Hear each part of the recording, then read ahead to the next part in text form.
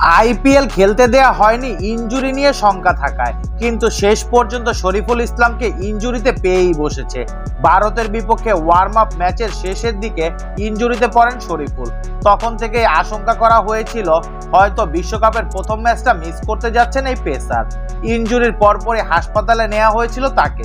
বাংলাদেশ দলের চিকিৎসক দেবাশিস চৌধুরী এক ভিডিও বার্তায় শরীফুলের চোটের সবশেষ অবস্থা জানিয়ে বলেছিলেন, বাঁ হাতের তর্জনী ও মধ্যকারের মাঝে যে জায়গা, সেখানে একটা স্লিপ ইনজুরি হয়েছে শরীফুলের। মাঠে প্রাথমিক পরিচর্যার পর তাকে ম্যাচ শেষে নাসাউ ইউনিভার্সিটি মেডিকেল সেন্টারে নিয়ে যাওয়া হয়। তার মাঠে ফেরার সময়টা এখনও নিশ্চিত নয় বলে জানিয়েছিলেন বিসিবির এই চিকিৎসক। ক্ষতস্থানে হ্যান্ড সার্জনের তত্ত্বাবধানে 6টা সেলাই করা হয়েছে বলে জানানো হয় সে সময়। এরপর গতকাল নতুন করে শরীফুলের সম্পর্কে দুঃসংবাদ দিলেন বিসিবির আরেক ফিজিও বাইজুদুল ইসলাম।